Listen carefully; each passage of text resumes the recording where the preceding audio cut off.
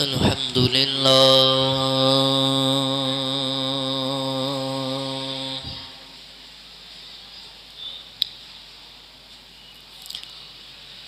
الحمد لله رب العالمين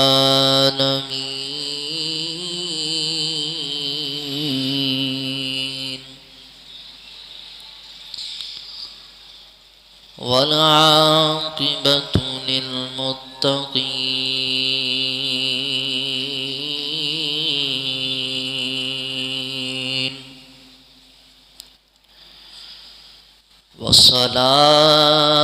والصلاة والسلام على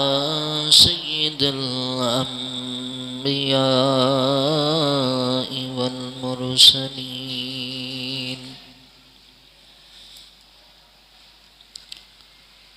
أما بعد فأعوذ بالله من الشيطان الرجيم بسم الله الرحمن الرحيم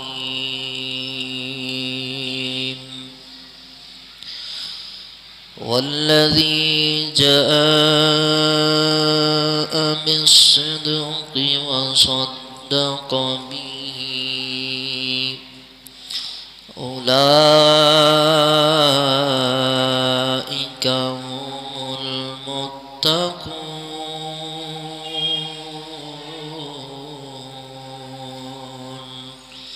صدق الله مولانا العظيم وبلغنا رسوله النبي الكريم الأمين ونحن على ذلك لمن الشاهدين والشاكرين والحمد لله رب العالمين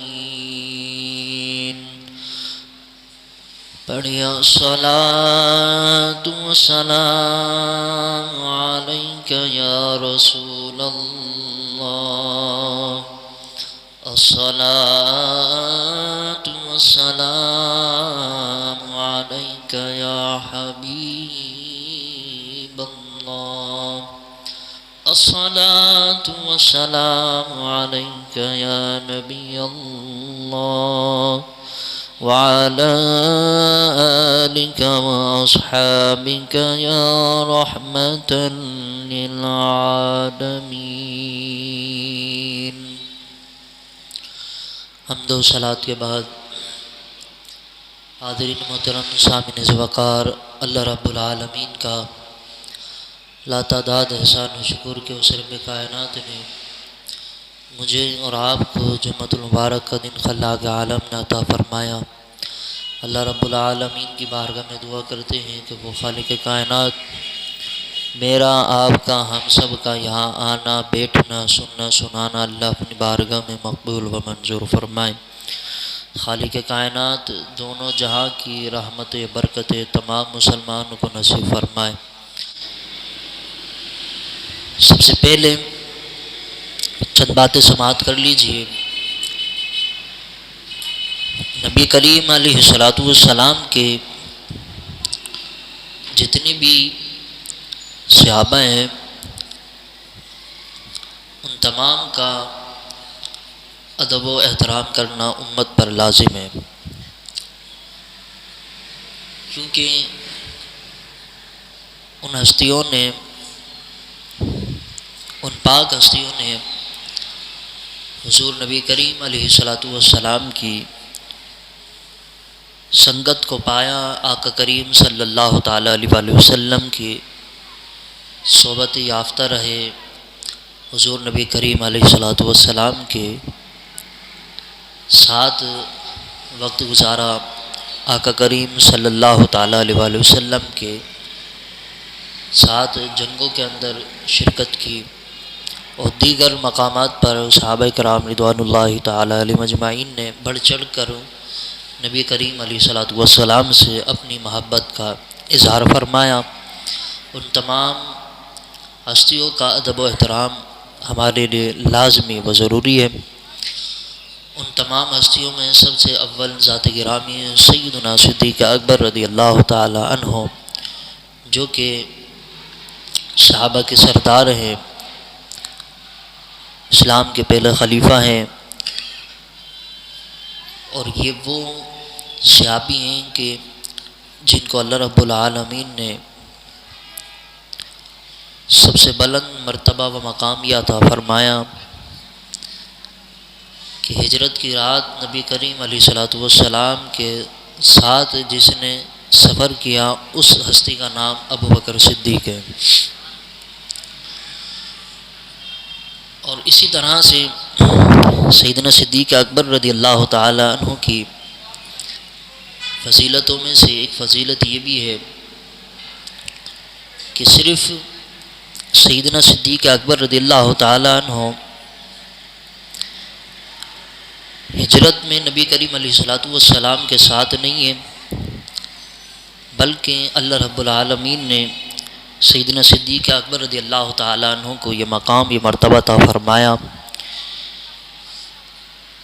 کہ جس طرح دنیا کے اندر نبی کریم علیہ الصلوۃ والسلام کے ساتھ ساتھ تھے، اسی طرح آج بھی اپنے روزہ اطہر میں نبی کریم علیہ الصلوۃ والسلام کے ساتھ ہیں۔ تیسری فضیلت اللہ رب العالمین نے سیدنا صدیق اکبر رضی اللہ تعالیٰ عنہ کو یہ عطا فرمائی کہ جس طرح سے دنیا میں اللہ نے سیدنا صدیق اکبر کو حضور نبی کریم علیہ الصلوۃ والسلام کے ساتھ رکھا، جس طرح سے ابو بکر صدیق رضی اللہ تعالیٰ عنہ قبر میں نبی کریم علیہ الصلوۃ والسلام کے ساتھی بنے، اسی طرح سے لجپال سولہ نبی ارشاد فرماتے ہیں کہ جس طرح سے میرا ابو بکر میرے ساتھ دنیا میں ہیں، اسی طرح سے میرا ابو بکر میرے ساتھ محشر کے میدان میں بھی ہوگا۔ کئی فضیلت سیدنا صدیق اکبر رضی اللہ تعالیٰ عنہ کی ہیں کہ جس زاویے پر بھی بات کی جائے،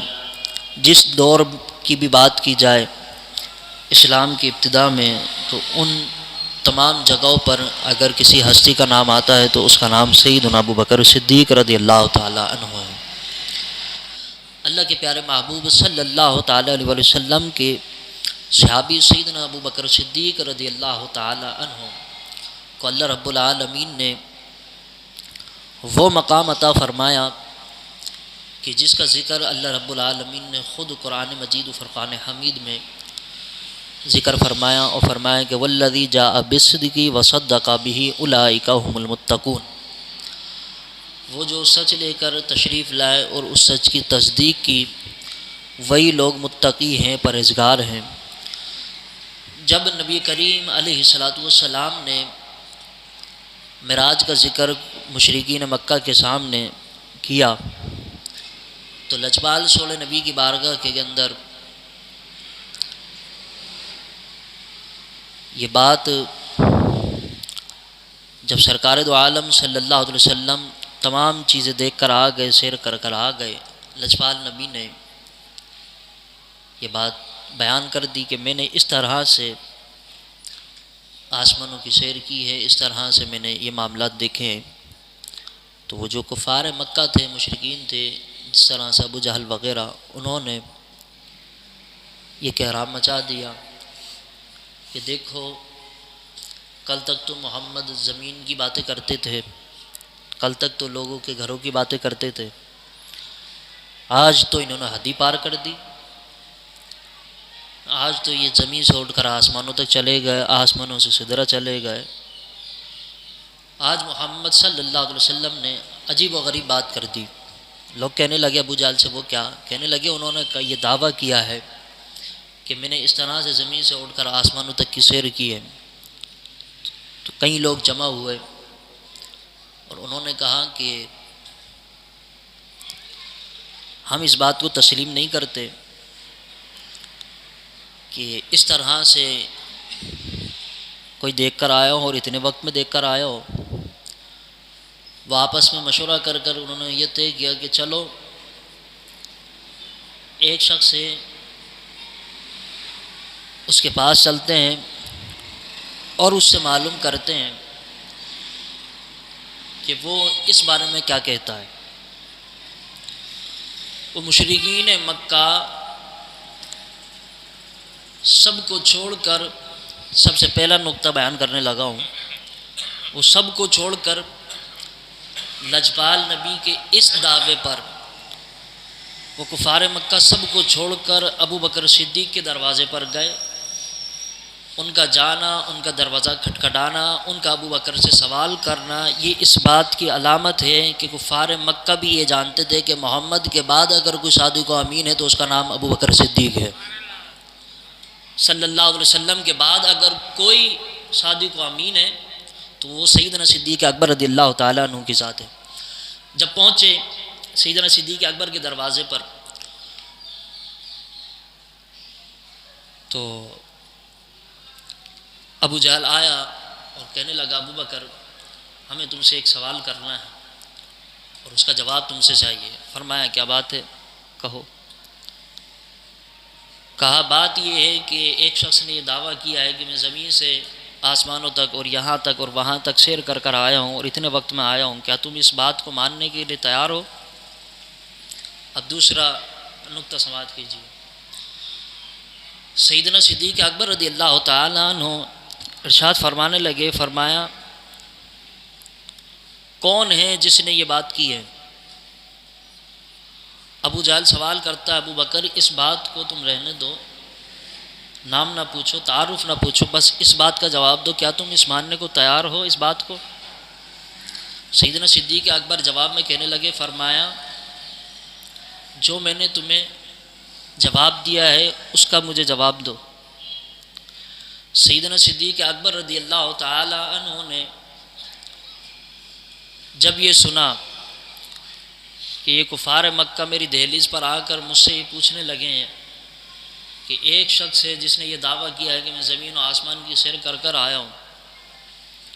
تو میں نے ان سے جواب میں یہ پوچھا کہ کون ہے، اس کا نام بتاؤ۔ سیدنا صدیق اکبر نے یہ سوال اس بنا پر کیا کہ ابو بکر صدیق بھی جانتے تھے اگر کوئی اس طرح کا دعویٰ کر سکتا ہے تو اس کا نام آمنہ کلال جناب محمد مصطفیٰ ہے، اس کا نام آمنہ کلال جناب محمد مصطفیٰ ہے جو اس طرح کے دعوے کر سکتا ہے، البتہ اس کے علاوہ کسی کی مجال نہیں ہے کہ وہ اس طرح کا دعویٰ کرے۔ سیدنا صدیق اکبر نے کہا کہ مجھے نام بتاؤ، کہنے لگے ہم نہیں بتاتے۔ بہرحال ابو جہل کہنے لگا کہ تمہارے ساتھی ہیں جن کے تم گن گاتے ہو، جن کا تم قصیدہ پڑھتے ہو، نام ہے ان کا جناب محمد مصطفیٰ صلی اللہ تعالیٰ علیہ وسلم۔ جب سیدنا صدیق اکبر رضی اللہ تعالیٰ عنہ نے جب تک آپ کا نام گرامی ان کے منہ سے نہ سنا نا تو سیدنا صدیق اکبر رضی اللہ تعالیٰ عنہ نظر جھکا کر ان سے سوال کرتے کہ بتاؤ ان کا نام کہ جس نے یہ دعویٰ کیا۔ جیسے ہی ان کفار مکہ کا جواب آیا کہ تمہارے صاحب نے کہا ہے، تمہارے ساتھی نے کہا ہے، تمہارے نبی نے کہا ہے، تو سیدنا صدیق اکبر سینہ تان کر کہتے ہیں، فرمایا ابو جہل تو یہ بات کرتا ہے کہ میرے نبی زمین اور آسمان کی سیر کر کر آئے ہیں، اگر میرا نبی اس سے بڑھ کر بھی اگر دعویٰ کر دے تو ابو بکر صدیق اس کو بھی ماننے کے لیے تیار ہے، ابو بکر صدیق اس کو بھی ماننے کے لیے تیار ہیں اگر میرا نبی اس سے بڑھ کر بھی دعویٰ کر دے تو۔ جب سید عالم صلی اللہ علیہ وسلم معراج پر گئے، واپسی جب تشریف لائے نا تو سرکار دو عالم صلی اللہ علیہ وسلم اللہ کی بارگاہ کے اندر عرض کرنے لگے، مفسرین علماء نے لکھا کہ جب سید عالم صلی اللہ علیہ وسلم واپس تشریف لا رہے تو آقا علیہ الصلوۃ والسلام نے فرمایا، عرض کی یا رب العالمین یہ ساری سیر تو میں نے کر لی ہے، اس کا جا کر میں ذکر کروں گا، اس کو کون مانے گا؟ تو لجپال نبی کی بارگاہ کے اندر پیغام گیا خدا تعالیٰ کی طرف سے، فرمایا یا محمد صلی اللہ علیہ وسلم، اے میرے پیارے حبیب آپ پریشان نہ ہوں، آپ جا کر اس زمین پر یہ اعلان کر دینا، فرمایا آپ کی تصدیق کے لیے ہم نے آپ کے پیارے صحابی سیدنا ابو بکر صدیق کو تیار کر رکھا ہے۔ سیدنا صدیق اکبر رضی اللہ تعالیٰ عنہ وہ ذات گرامی ہیں کہ جنہوں نے ہر وقت نبی کریم علیہ الصلوۃ والسلام کی ہر بات میں تصدیق کی، سب سے پہلے ایمان لانے میں تصدیق کی، جنگوں میں، مال کے اندر نبی کریم علیہ الصلوۃ والسلام کی بارگاہ کے اندر سب سے آگے سیدنا صدیق اکبر رضی اللہ تعالیٰ عنہ نے جب اس طرح سے تصدیق کی نا آقا کریم صلی اللہ علیہ وسلم کی، تو پھر خالق کائنات نے ارشاد فرمایا والذی جاء بالصدق وصدق بہ اولئک هم المتقون، فرمایا وہ جو سچ لے کر تشریف لائے نا اس کی تصدیق کرنے والا اگر کوئی ہے تو وہ محمد مصطفیٰ کا ساتھی ابو بکر صدیق ہے۔ وصدق بہ اولئک هم المتقون، فرمایا وہ ابو بکر صدیق ہے۔ لجپال نبی سولہ نبی سیدنا صدیق اکبر رضی اللہ تعالیٰ عنہ اپنی محبت کا اظہار مختلف انداز میں کرتے، ہر طرح سے سیدنا صدیق اکبر رضی اللہ تعالیٰ عنہ آگے، حتیٰ کہ لجپال نبی نے ابو بکر صدیق رضی اللہ تعالیٰ عنہ کی فضیلت کو بیان کرتے ہوئے اتنا ارشاد فرمایا لجپال نبی نے کہ تمام امت کا ایمان ایک پلے میں رکھ دو اور دوسرے پلے کے اندر ابو بکر کا ایمان رکھ دو۔ لجپال نبی نے فرمایا وزن اسی کا بھاری ہوگا جس میں ابو بکر کا ایمان ہوگا۔ کئی تفاسیر کے اندر کئی احادیث و درجنوں حدیثیں اس کے اندر موجود ہے شان ابو بکر صدیق رضی اللہ تعالیٰ عنہ۔ اور لجپال نبی کی صحابی سیدنا عمر فاروق رضی اللہ تعالیٰ عنہ تو اتنا فرماتے ہیں کہ کاش میں ابو بکر کے جسم کا ایک بال ہوتا، کاش ابو بکر کے جسم کا ایک بال ہوتا۔ پھر آگے لجپال نبی ارشاد فرماتے ہیں جب سرکار دو عالم صلی اللہ علیہ وسلم نے اعلان کیا نا کہ اللہ کی راہ میں غزوہ تبوک کے موقع پر اللہ کی راہ کے اندر مال دو، تو حضرت عمر فاروق رضی اللہ تعالیٰ عنہ فرماتے ہیں میں دیکھتا کہ ابو بکر ہر جگہ مجھ سے آگے، نیکیوں کے اندر مجھ سے آگے جاتا تھا، لیکن جذبہ تھا، عقیدت تھی، محبت تھی اللہ کی راہ میں خرچ کرنے کی، اور مقابلہ کیا جا رہا ہے کہ ہم اللہ کی راہ میں زیادہ دیں گے۔ اچھا، سیدنا صدیق اکبر رضی اللہ تعالیٰ عنہ اور حضرت عمر فاروق رضی اللہ تعالیٰ عنہ دونوں نے سرکار دو عالم صلی اللہ علیہ وسلم کی بات کو سنا۔ لجپال نبی نے ارشاد فرمایا کہ اللہ کی راہ کے اندر مال دو۔ حضرت عمر فاروق کہتے ہیں کہ میں نے جب یہ سنا تو میں نے یہ چاہا کہ ابو بکر ہر بات میں مجھ سے آگے نکلتا ہے، آج میں ابو بکر کو کسی صورت آگے نکلنے نہیں دوں گا، میرے پاس مال بہت زیادہ ہے، میں چاہتا ہوں میں ابو بکر سے آگے نکل جاؤں۔ سیدنا عمر فاروق کہتے ہیں کہ میں گھر گیا ہوں، گھر جا کر لجپال نبی کا حکم پا کر میں وہاں سے گھر سے مال لے کر آیا اور لا کر حضور کی بارگاہ کے اندر پیش کر دیا۔ اب ان کی تڑپ دیکھیے اللہ کی راہ میں دینے کی۔ انہوں نے یہاں پر ایک سبق دیا اور وہ یہ کہ جب مال کا ذکر کیا اللہ کی راہ میں دینے کا تو وہ دوڑتے ہوئے اللہ کی راہ میں مال دینے کے لیے گئے اور دوڑتے ہوئے واپس آئے، پہلا نقطہ۔ دوسرا نقطہ انہوں نے یہ دیا کہ جب نیکی کا حکم دیا جائے اور اللہ کی راہ میں مال پیش کرنے کا کہا جائے تو اس میں ابو بکر صدیق اور حضرت عمر نے دونوں نے یہ امت مسلمہ کو پیغام دیا کہ جب اللہ کی راہ میں مال دو تو پھر ایسا نہ دو کہ اس نے اگر 10 کا نوٹ پھٹا پرانا دیا ہے تو میں اس سے بڑھ چڑھ کر کیوں دوں، بلکہ سیدنا عمر فاروق رضی اللہ تعالیٰ عنہ نے حضرت سیدنا ابو بکر صدیق دونوں ہستیوں نے امت کو یہ پیغام دیا، فرمایا جب بھی اللہ کی راہ میں مال دینے کی باری آئے تو آپس میں ایک دوسرے سے سبقت کرنا، آپس میں ایک دوسرے سے آگے بڑھنے کی کوشش کرنا، اور جتنا اللہ کی بارگاہ سے لینے کی امید رکھتے ہو اسی طرح کا اللہ کی بارگاہ میں دینے کی امید رکھنا۔ اللہ کی بارگاہ سے لینے کی امید ہر بندہ رکھتا ہے۔ اب سیدنا عمر فاروق رضی اللہ تعالیٰ عنہ نے مال اٹھایا، مال حضور کی بارگاہ کے اندر پیش کر دیا، یہاں پیش کیا، سرکار دو عالم صلی اللہ علیہ وسلم نے ارشاد فرمایا عمر کو چھوڑ کر آئے، عرض کرنے لگے جی ہاں یا رسول اللہ، وہاں تھوڑا مال رکھ دیا گھر والوں کے لیے، یہاں آپ کی بارگاہ میں لے کر آ گیا۔ یہی جملہ سیدنا ابو بکر صدیق نے سنا، لیکن ابو بکر کا انداز کچھ اور تھا، طریقہ کچھ اور تھا، محبت کا، نذرانے کا عقیدہ کچھ اور تھا۔ انہوں نے اپنی محبت کا اظہار اس طرح سے کیا، اللہ کی راہ میں دینے کا شوق اس طرح سے تھا کہ لجپال نبی نے فرمایا میری راہ کے اندر، اللہ کی راہ کے اندر مال لے کر آؤ، تو سیدنا صدیق اکبر رضی اللہ تعالیٰ عنہ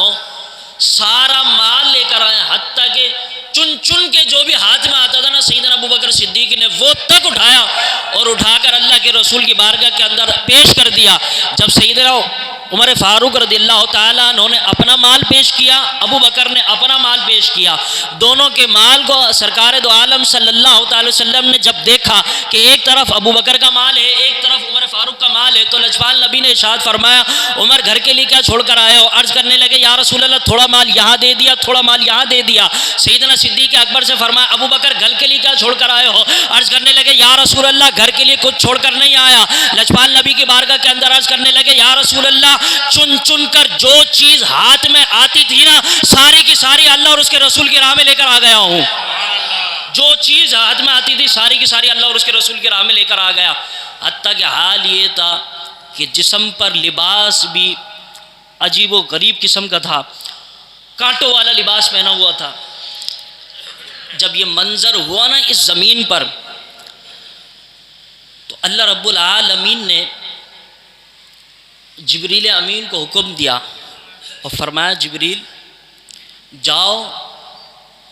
تمام فرشتوں کو حکم دو اپنا لباس تبدیل کریں.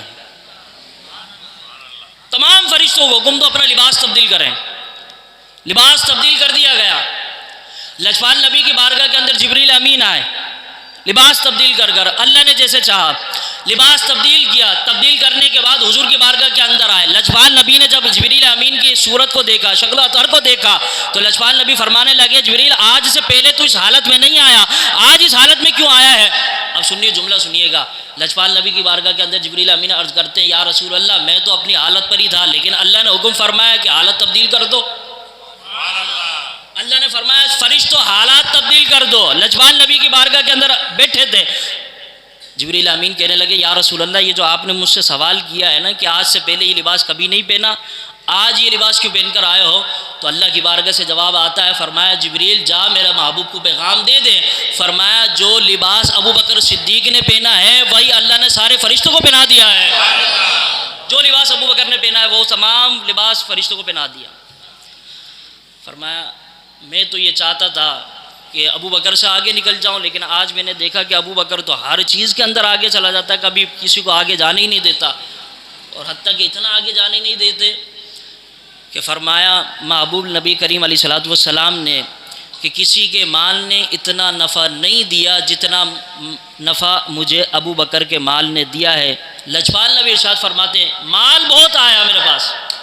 لیکن فرمایا جتنا نفع ابو بکر کے مال نے دیا اتنا نفع کسی کے مال نے نہیں دیا. آگے اس طرح سے کہ جس جگہ پر دیکھو آگے آگے آگے پہلے نمبر پر نظر آ رہے ہیں. حتیٰ کہ حال یہ ہے کہ قبر کے اندر بھی قرب مصطفیٰ ہے، محشر کے میدان میں بھی قرب مصطفیٰ ہے. والذی جاء بالصدق وصدق بہ اولئک هم المتقون. فرمایا وہ جو سچ لے کر تشریف لائے اس کی تصدیق کرنے والا اگر کوئی زمین پر ہے تو وہ اس کا نام ابو بکر صدیق رضی اللہ تعالیٰ عنہ ہے. اللہ کی بارگاہ